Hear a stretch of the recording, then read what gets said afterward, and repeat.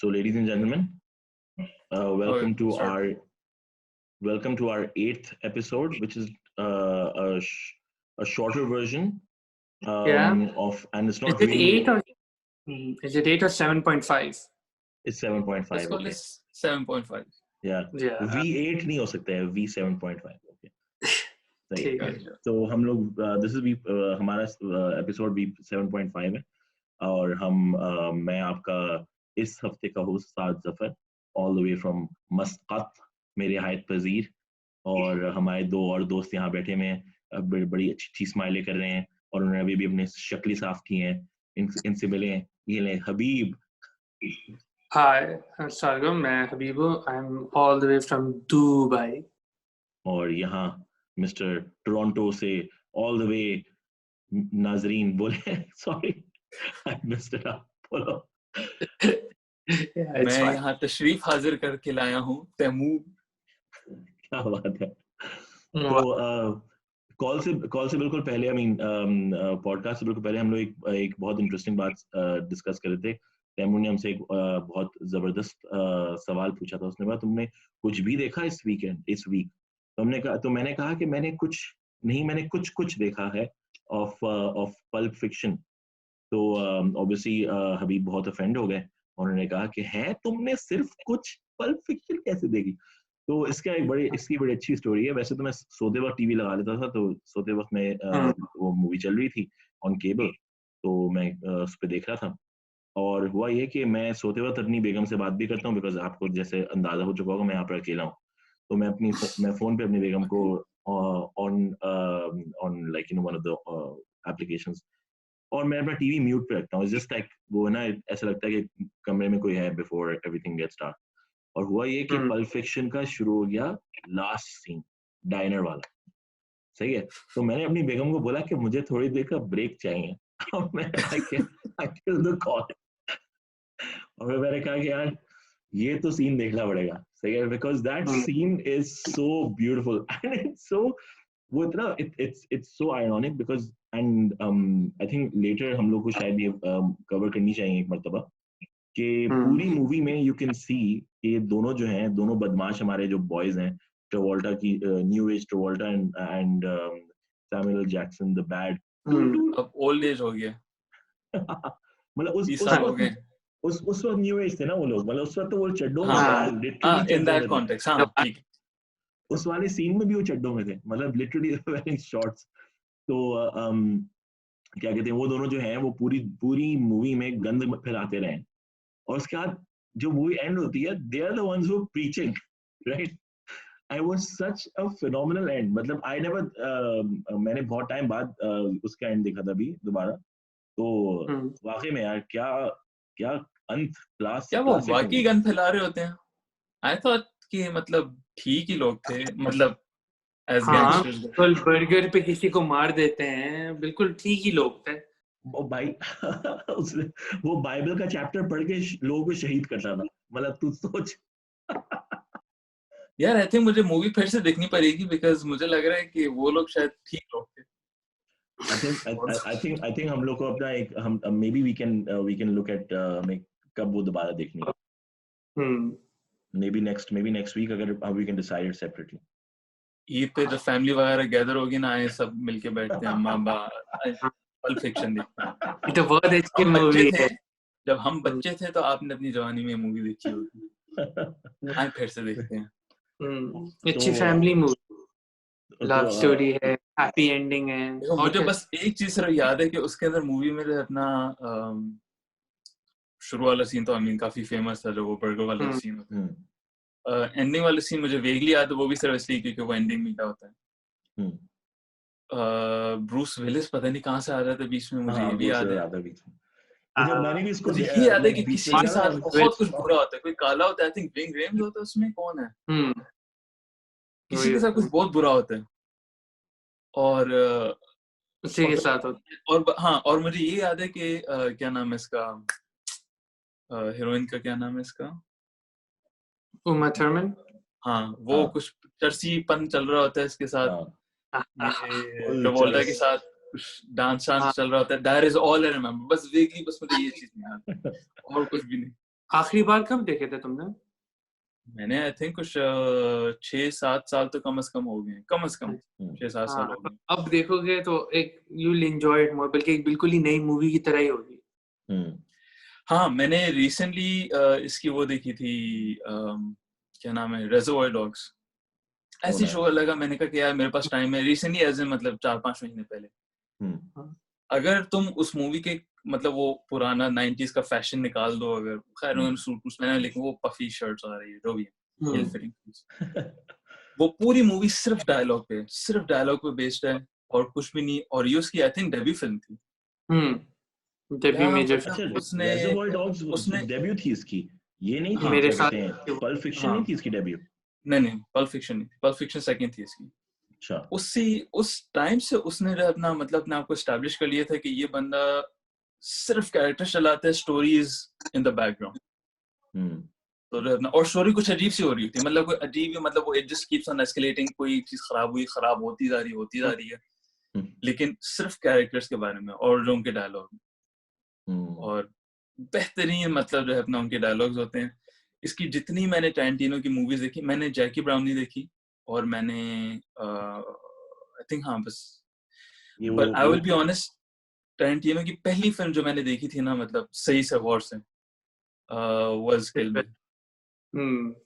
तब मैं यूनिवर्सिटी में था, पहला पार्ट निकला था और उस जमाने में आई थिंक वो 2002 या 3 में कोई ट्रेंड था या 2 मूवी के साथ हुआ था, किल बिल थी और मैट्रिक्स के सीक्वल्स थे, जहाँ पे जो अपना सेकंड और थर्ड या फर्स्ट और सेकंड जो है वो 6-6 महीने के गैप से निकले थे।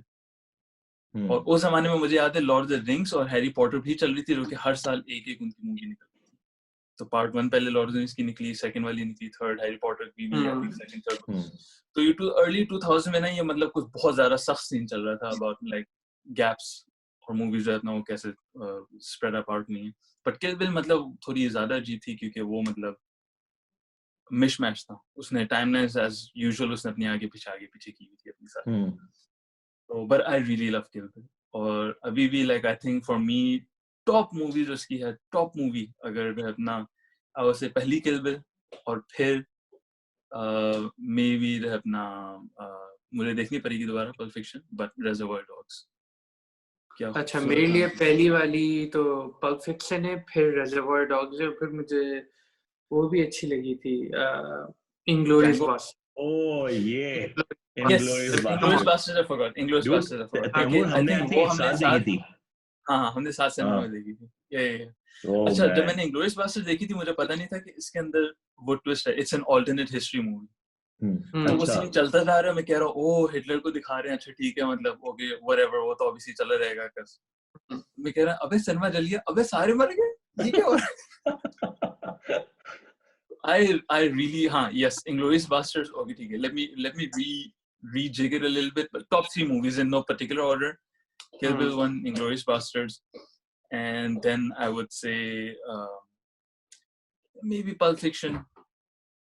Maybe मुझे फिर से देखनी पड़ेगी because I think Pulp Fiction was too disjointed. मुझे कुछ ना कोई कैरेक्टर मुझे अच्छा नहीं लग रहा था उसमें, और अब मुझे जो बंदा एक अच्छा लगा था वो तुम लोग कह रहे हो कि वो बुरे लोग थे, तो ना क्वेश्चनिंग माई सेल्फ मैंने किस पॉइंट ऑफ व्यू से देखी थी movie.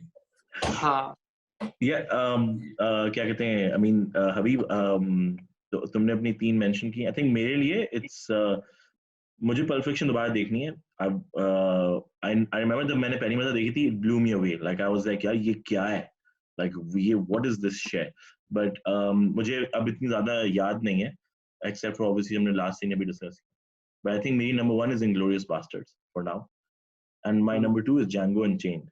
I just love that movie, और उसकी उस मूवी के एंड मुझे वो इसलिए पसंद थी बिकॉज उसकी मूवी में एंड में ना, स्पेशली जब वो अगेन सैमुअल जैक्सन को मरवाते हैं, राइट, बट उस मूवी के अंदर जो हेट है ना फॉर द वाइट पीपल, वो इतनी ज्यादा आपकी, मतलब आपका बस दिल चाहता है हाँ यार सबको मार दो यार, अभी सबके गलों से ना उनकी रीढ़ की हड्डियां निकाल के खींच लो, बिकॉज दैट्स हाउ मुझे आई थिंक जो है ना हम लोग को एक ना टैरेंटिनो फेस्ट करना चाहिए, आर्ट या जो भी उसके 7 मूवीज हैं बैक टू बैक लगा के, बिकॉज मुझे ये भी याद है मैंने हेटफुल 8 देखी थी, और मुझे बहुत हेटफुल 8 देखने के काफी अर्से बाद मैंने जब रेड डेड रिडेम्पशन 2 खेली थी, I got a lot of vibes hateful 8 की, स्पेशली जो ओपनिंग वाला सीन होता है, बिकॉज पूरी की पूरी मूवी इज जस्ट सेट इन वो वो टैवर्न या जो भी होता है उनका, वो आई थिंक इन होता है, और स्नो चल रही थी बाहर और फिर लोग आते जाते हैं. बहुत स्लो बर्न मूवी है, but I really really enjoyed that. मुझे बहुत मजा आया था देखने में, बिकॉज अगेन वही चीज है, इट्स जस्ट कैरेक्टर डायलॉग. और एक सिचुएशन जो पीछे आहिस्ता आहिस्ता जो है ना, उसकी बहुत टिपिकल चीज होती है कि गलत या बुरी सिचुएशन जो है वो आहिस्ता आहिस्ता बबल होके ऊपर आ रही होती है, और एंड में इतना धमाका होता है. अच्छा ठीक है, टिपिकली लोग मरते हैं, बट तो बहुत जबरदस्त मूवी. मुझे हेटफुल एट मैंने एक ही बार देखा हूँ, मुझे ठीक लगी थी, बट ये है कि probably have to watch it again, or maybe I wasn't in the right mind to enjoy it.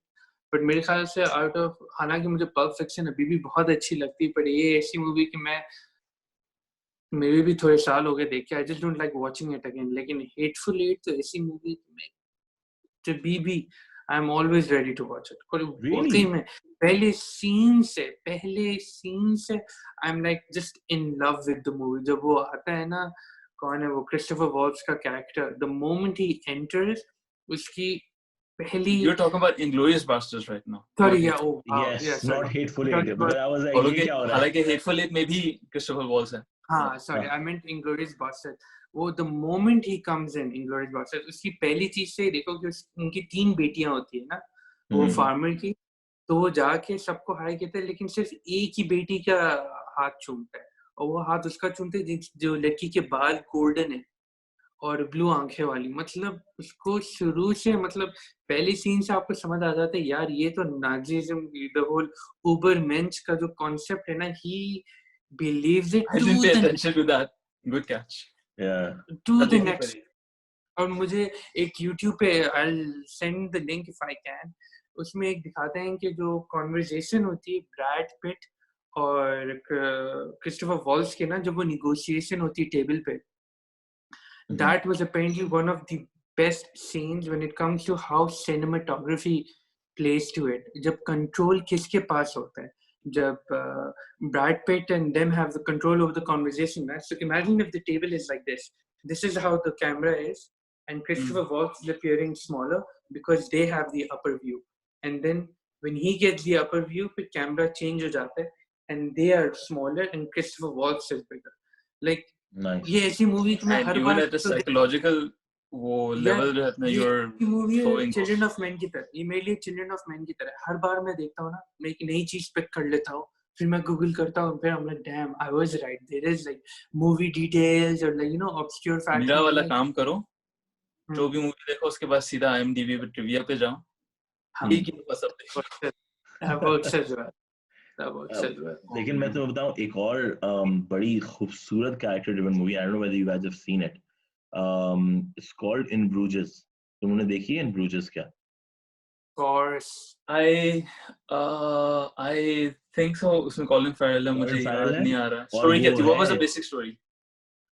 यार देखो प्रॉब्लम ये है ना, अगर मैं basic story you spoil it. हाँ यार देखो, सिंपल सी बात है कि कॉलिन फैरेल जो है वो एक असैसिन है, ओके, और उसको वो क्या कहते हैं, उसको उसका एक असैसिन दोस्त ब्रूजेस लेके गया है, because bruises is a heaven on earth sort of a thing.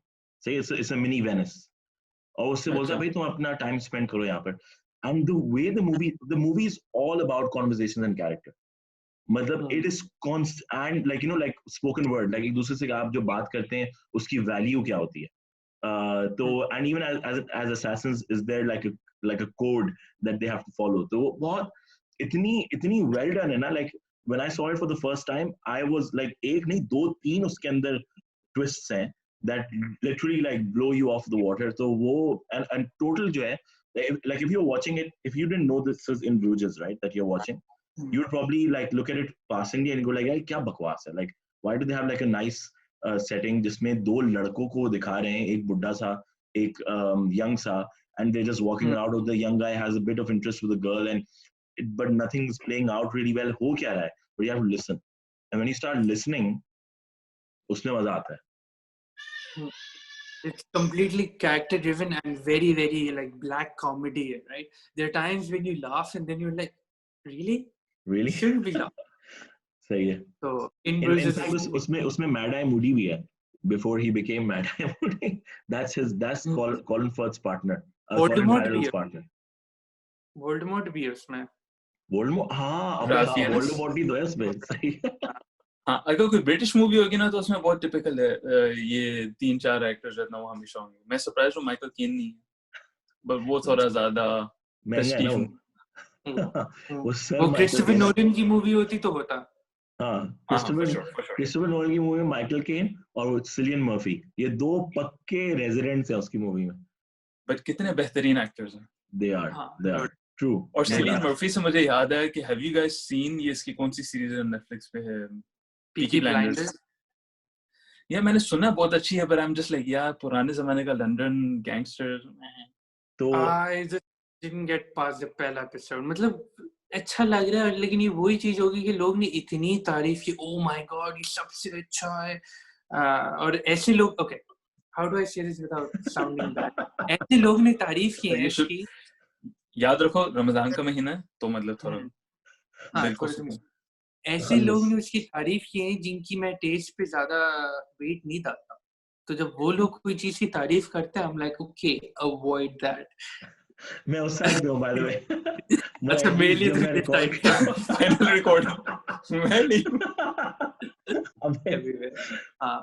अच्छा लेकिन अच्छा तो मैंने पीकी ब्लाइंडर्स देखा राइट. तो ऑब्वियसली अब अच्छा, मैं रेकमेंडेशन तो नहीं दूंगा बिकॉज तुम बता चुके हो कि ऐसे लोग उसको रेकमेंड करें तो मैं जो भी कहूंगा. लेकिन तो मैंने पीकी ब्लाइंडर्स उस वक्त देखा था जब मुझे हुआ था इन्फ्लुएंजा ए. तो मैं एक and I was like in some sort of a self quarantine सही ना मतलब एक कमरे में था मैं और मेरी बेगम जो है और बच्चे वगैरह सब दे वर ऑल वो दूसरे कमरे में शिफ्टेड थे and I was awake I mean I was there for like 5 days. तो मैंने 3 सीजन्स 5 days में खत्म कर लिए सही ना. तो बिकॉज मैं कुछ और नहीं करता था, मैं सिर्फ पीकी ब्लाइंडर्स देखता था और सैंडविच खाता था. दैट वाज ऑल मेरा इन्फ्लुएंजा ए में वो. तो मेरी जो उसकी जो वो थी क्या कहते हैं जो लाइकनेस थी वाज नॉट द सेटिंग पर से लेकिन वो उसकी जो उनकी जो कपड़े थे ना like the suiting and everything right. और फिर जिस तरीके से वो अपनी और जिस तरीके से वो बात कर रहे थे राइट तो वो मुझे वो बड़ा I was getting this whole Guy Ritchie vibe right. I was like कि पीरियड गाय रिची ड्रामा लग रहा है मुझे right and that's why I got into it because I love Guy Ritchie movies. So it wasn't as fast as Guy Ritchie movies are और जिस तरीके से पीछे नरेशन बड़ी क्विक और क्विक होती है ना लेकिन इसकी बड़ी नुआंस थी लाइक काफी वो प्रॉपर्ली एक्सप्लेन करती because it's a television show off this. लेकिन ये कि मुझे मजा आया बट यही था कि मैंने तीसरा सीजन देख लिया मैं क्वारंटाइन से बाहर निकल गया then I did not get interested back into it because it didn't have you know like a pull to for me. I was like सही है देख लिया बाय. तो यही बात है, अगर तुम्हें अभी से पुल नहीं है मतलब कि तुम वो 3 सीजन भी शायद इसीलिए देखे क्योंकि तुम क्वारंटाइन बीमारी में था. perhaps yeah. तो तैमूर तो you were watching something तुम बता रहे थे. यार मैं did I mention what I was watching? No, I think you were saying you were asking us. हाँ. Or no, sorry, that was Habib actually. Apologies. हाँ. Habib was talking about this Caliph show. हाँ, so it's not a show, it's a documentary. Basically, Al Jazeera pe where they talk about the whole caliphate system from all the way from Hazrat Abu Bakr all the way till the end of the Ottoman Empire. So Right. it's like 3 episodes and each episode is like 40 to 45 minutes. So I've just got done with the first episode in which they went all the way till Hazrat Ali, which is like the Khulafai Rashidin. उसके बाद फिर Abbasid और उमायद और फिर Abbasid और उन सब पे जाएगा. So I thought it was good, you know, it's a nice different take and क्योंकि रमजान है so hey, this is kind of religious, right? सही. Yeah, I think I've seen the first part of this. ये Al Jazeera की काफी one of the popular documentaries है. काफी views है इस पर. I think मैंने 2 साल पहले कहीं देखा था. Again during Ramadan ही. तो I wonder अगर हर साल लगाते हैं ये during this time period. तुम में से किसी ने उमर देखा है क्या?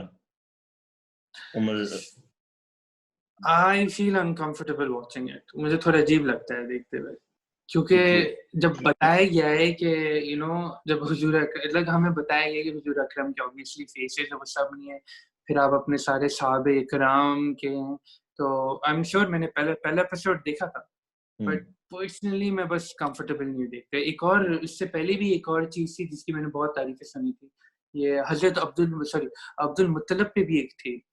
अच्छा, ये जो really? सारे जो पूरे फील्ड में जो होता है ना ये हाँ, द बर्ड्स कम और जी, एलिफेंट्स, बिल्कुल। so there's a movie entire on that as well, or maybe it's a 1 or 2 part episode or something. मैंने उसकी Interesting. भी YouTube पे थोड़ी सी क्लिप देखी, I'm like ooh, and then I'm like yeah, I'm not comfortable watching it. I don't know, Okay. it's just a personal thing though, हाँ, to each their own. सही। Have you seen it and what did you think?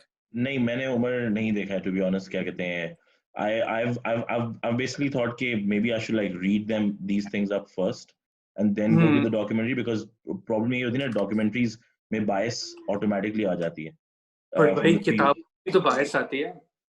आती है, but you can actually get a lot of sources in through किताब, right? like आप 2-3 Have किताबें you अलग-अलग ever पढ़ें। Okay, sorry, there's one thing I unless want to तुम add. पढ़ रहे हो ना, unless तुम हम्म, किसी थीसिस के लिए पढ़ रहे हो, कोई सोर्स का भी किताब नहीं ढूंढ Exactly. तुमने कभी नहीं, जिंदगी में कोई किताब में लिखा हुआ होगा वो वन, और फिर सोर्स ये did you, आपने कभी वो किताब वाकई में यार ये वाकई में जो किताब में है ये सही है या नहीं, कभी नहीं होता है। The only difference you can make is जो किताब के पब्लिशर पे अगर भरोसा है तो यू नो ये सही। no, but you guys don't have never gone to sources, is it? Like never seen sources जहाँ पर क्या कहते हैं links होते हैं। Like I'm reading a book called Habit right now, उसपे इतने sources हैं, and I actually look at the sources. Like why would you not look at sources? That's why it probably takes me like a month or 2 months to read a normal book, but I actually go to the sources because that helps me validate what the book is saying.